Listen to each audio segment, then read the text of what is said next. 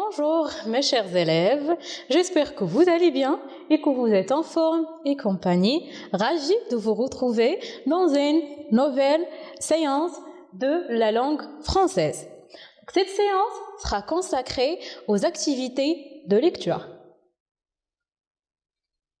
Alors, les activités de lecture de cette séance s'étalent au niveau de l'unité 1 sous le thème « La civilisation marocaine » dans la semaine 1. Le titre du texte de cette séance est sous le titre « Du thé pour les invités ». Et cette séance a pour objectif repérer des informations dans un texte à visée informative et vous êtes le bienvenu dans la séance. Alors, on va commencer notre séance par une observation et une découverte. Vous allez observer cette illustration et vous allez me dire que voyez-vous dans cette illustration et prenez votre temps.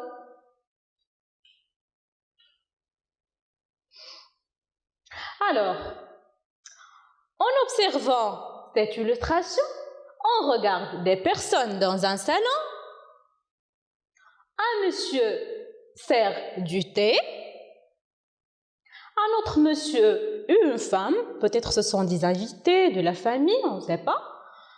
Divers types de gâteaux sur la table.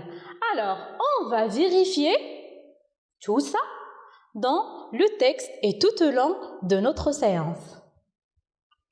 Alors, maintenant, je vous invite, bien sûr, à proposer des hypothèses à propos du sujet du texte. Alors, à votre avis, de quoi va parler le texte?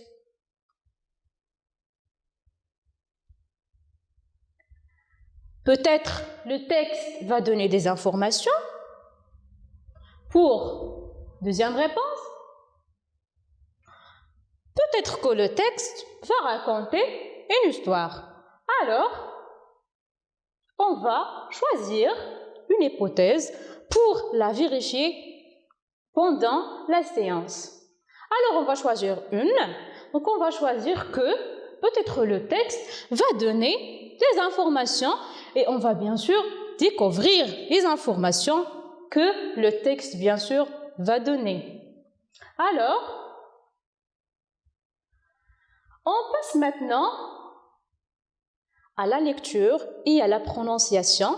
Donc, vous allez articuler et prononcer ces mots d'une manière bonne et juste. Alors, vous allez me suivre. Souvent, je répète, souvent. Une tière. Je répète, une tière. On accompagne. On accompagne. Une bouilloire. Une bouilloire. Cette préparation. Cette préparation. D'autres herbes. Ici, on a fait, ou bien, voilà, on a fait de la liaison. D'autres herbes. Parce que on a une consonne et un H muet. D'accord? Donc, d'autres herbes. Alors, j'espère que vous avez bien prononcé et bien sûr, vous avez bien articulé ces mots. Et maintenant, on passe à la lecture et à la compréhension du texte. Vous êtes prêts? Maintenant, je vous invite à lire silencieusement et attentivement le texte et je vous donne quelques minutes.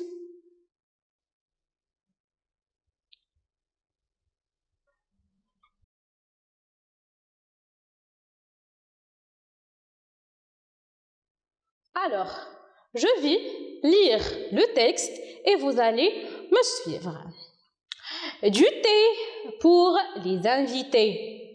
Au Maroc, le thé à la menthe se prépare souvent en présence des invités. Selon les familles, c'est le mari ou la femme qui se charge de cette préparation. Pour la cérémonie du thé, on utilise un service spécial en métal ciselé comprenant une bouilloire, 2 platerons à 3 pieds. Sur le premier, on dispose divers gravés et une théière. Sur le deuxième, le thé vert, la menthe fraîche et des morceaux de sucre dans des boîtes. On peut également ajouter des fleurs d'oranger et d'autres herbes. On accompagne parfois le thé de gâteau au miel, aux amandes et au sésame, comme les cornes de gazelle. Cette cérémonie dure un long moment pendant lequel on échange des informations et on raconte des histoires. Généralement, on sert les invités 3 fois. Alors, maintenant, on passe à la deuxième lecture et bien sûr, on va expliquer quelques mots difficiles. D'accord? Alors, du thé pour les invités. Alors, les invités, ce sont les personnes qui nous rendent visite, qui vient chez nous, voilà. Au Maroc, le thé à la menthe. Alors le thé, vous savez très bien c'est quoi le thé. Donc c'est l'un, bien sûr, des célèbres, bien sûr, plats de la gastronomie et de la cuisine marocaine.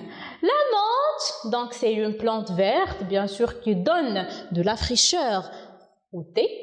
Se prépare souvent, ça veut dire la majorité du temps, en présence des invités. Selon les familles, c'est le mari ou la femme qui se charge de cette préparation. Alors pour la cérémonie du thé ou bien la fête, on utilise un service spécial en métal ciselé.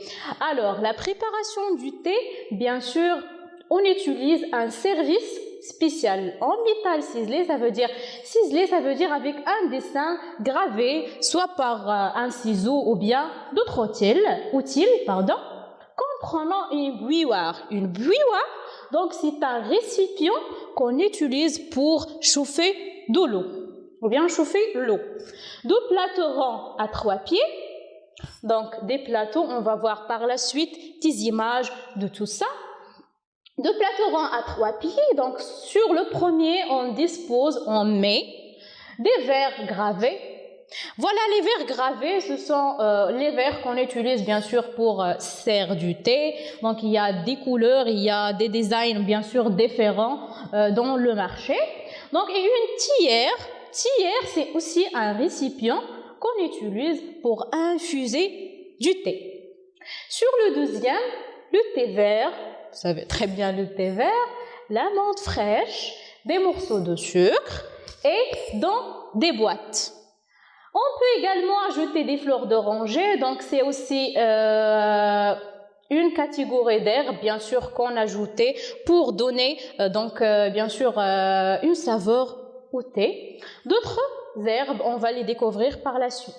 On accompagne parfois le thé de gâteaux au miel, aux amandes et au sésame, comme les cornes de gazelle. Bien sûr, tout ça, ce sont des types et divers types de, bien sûr, la pâtisserie marocaine.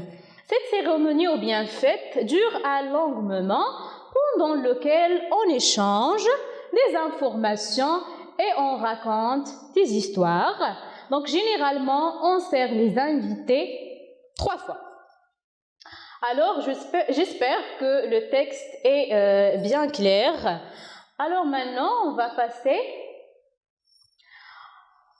aux quelques questions, bien sûr, tout en relation avec le texte. Alors, concernant la première question, réponds aux questions suivantes par vrai ou faux. Bien sûr, c'est la phrase ou bien la question est vraie, vous allez bien sûr mettre un vrai. Et si la phrase est faux, bien sûr, vous allez mettre faux. Pour préparer le thé, on a besoin de sucre, de thé vert et de menthe. Toujours, on fait référence au texte, selon le texte, d'accord? On prépare le thé à la menthe, toujours loin des invités. On dispose les verres à thé sur le plateau avec le sucre et la menthe. Alors, je vais vous donner quelques minutes pour, bien sûr, toujours faire référence au texte et bien sûr pour vérifier si, bien sûr, ces questions sont vraies ou bien fausses. Alors, pour la première question, oui, c'est bien sûr correct. On prépare le thé. Bien sûr, on a besoin de sucre, de thé, vert et de menthe. Pour la deuxième question, c'est faux. On prépare le thé à la menthe toujours loin des invités, donc c'est faux parce qu'on prépare le thé à la menthe soit en présence des invités ou bien loin des invités, ça dépend le cas. Alors, pour la troisième et la dernière, on dispose les verres à thé sur le plateau avec le sucre et la menthe. Donc, selon le texte, c'est faux parce qu'on dispose les verres à thé sur le plateau où on met une théière et on met le sucre et la menthe et le thé vert sur un autre plateau, bien sûr. Alors, pour la quatrième question, toujours sur le texte, ou bien on fait référence au texte qui se charge de préparer le thé aux invités. Pour la cinquième question, d'après le texte, combien de fois on sert le thé aux invités? Alors, la réponse de la quatrième question, alors, c'est le mari ou la femme qui se charge de la préparation du thé aux invités. Très bien, excellent. Pour la cinquième question, alors, on sert le thé 3 fois, aux invités. Alors, on passe quelques explications et quelques éclaircissements concernant, bien sûr, quelques mots qui sont difficiles dans le texte et vous allez bien sûr voir les images, d'accord? Alors, voilà le service spécial pour la préparation du thé. Voilà les verres gravés. Donc, il y a différentes couleurs, il y a différents designs. Voilà la théière. Il y a aussi donc il y a la couleur dorée ou bien argentée. Donc, selon le choix, bien sûr, des gens. Voilà le plateau rond à 3 pieds. Voilà la bouilloire. Et voilà les boîtes métal où on met, bien sûr, du thé vert, la menthe et le sucre. Donc, voilà. J'espère que c'est bien clair. Alors, pour les herbes, voilà la menthe. Donc, on ajoute de la menthe pour, bien sûr, ajouter de la fraîcheur et, bien sûr, une saveur au thé. Voilà de la fleur d'oranger. Il y a, bien sûr, aromatisé d'oranger, un petit peu. Voilà les gâteaux. Voilà les cornes de gazelle. C'est le célèbre, bien sûr, gâteau marocain. Voilà. Gâteau au miel et au sésame, il y a différents types, mais voilà, j'ai choisi celui-là. Et voilà, gâteau aux amandes. Alors, notre cuisine marocaine, il est très enrichissante et bien divers. Alors maintenant, on va bien sûr écrire et on va bien sûr, et vous allez bien sûr répéter la lecture, répéter et répéter pour bien comprendre le texte. Alors, maintenant, je vous invite, bien sûr, à répondre aux quelques questions, toutes, bien sûr, en relation avec le texte. Pour la 6e question, recopier le titre. 7. Le texte est composé de combien de paragraphes? Recopier les noms de 3 objets qu'on utilise pour préparer le thé. Alors, je vais vous donner quelques minutes pour répondre et bien sûr réfléchir. Alors, concernant le titre, est bien clair, du thé pour les invités. Alors, le texte est composé de 4 paragraphes.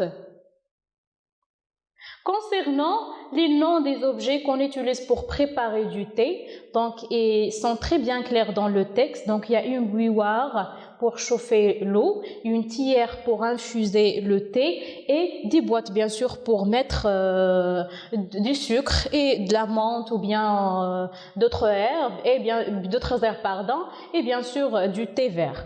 D'accord? Maintenant, je vous invite à s'auto-évaluer. Donc quelques questions pour une toute petite évaluation, bien sûr, pour savoir à quel point vous avez, bien sûr, compris le texte. Eh bien, c'est ce que le texte est bien clair. Alors, pour la 9e question, qui se concerne aux invités avec le thé? Alors, bien sûr, elle est mentionnée dans le texte. Donc, 10, que font les invités pendant la cérémonie du thé? Alors, pour la 9e question, bien sûr, on sert avec le thé des gâteaux au miel, des couronnes de gazelle, du riba aux amandes et bien sûr différents types de gâteaux marocains. Alors, que font les invités pendant la cérémonie du thé? Alors, pendant la cérémonie du thé, les invités échangent des informations et ils racontent des histoires, des blagues, ce que vous voulez.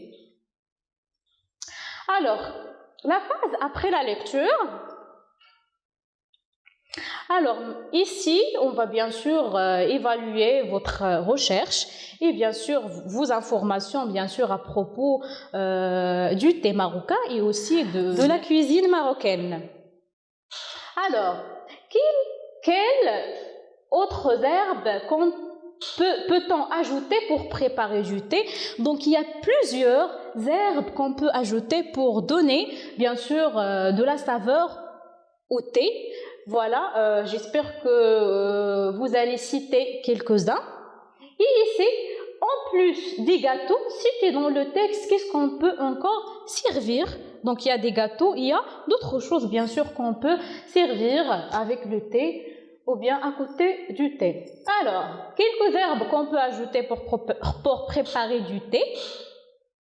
Alors, on peut ajouter de l'absinthe et de la marjolaine. Voilà l'absinthe. Donc, on utilise l'absinthe souvent quand il fait froid. Donc, il est un peu du goût amer. Donc, par contre, la marjolaine est presque de la menthe parce qu'il donne bien sûr de la saveur fraîche au thé. D'accord? Voilà l'absinthe et voilà la marjolaine et il y en a d'autres et d'autres et d'autres et d'autres. En plus des gâteaux cités dans le texte, donc on peut servir, voilà, en accompagnant le thé, on peut servir des amandes, des cacahuètes et des biscuits. Voilà les amandes, donc vous savez très bien les amandes, les cacahuètes et du biscuit. Alors, pour récapituler tout ce qu'on a bien sûr exposé tout au long de cette séance, alors ce texte est sous le titre du thé pour les invités. Il est de type informatif parce qu'il donne des informations. Et les informations bien sûr exposées dans le texte, c'est la préparation du thé marocain, le service spécial utilisé dans la préparation du thé, bien sûr la théière, le bouilloire, des plateaux, etc. Les ingrédients du thé marocain, bien sûr du thé, la menthe, le sucre, etc. Et les gâteaux marocains. Alors, notre, bien sûr, cuisine marocaine est très riche. Il est bien sûr classé la 2e mondialement. Et bien sûr, on est fiers de notre civilisation, on est fiers de notre Maroc. Et de là, je vous dirai merci et à bientôt.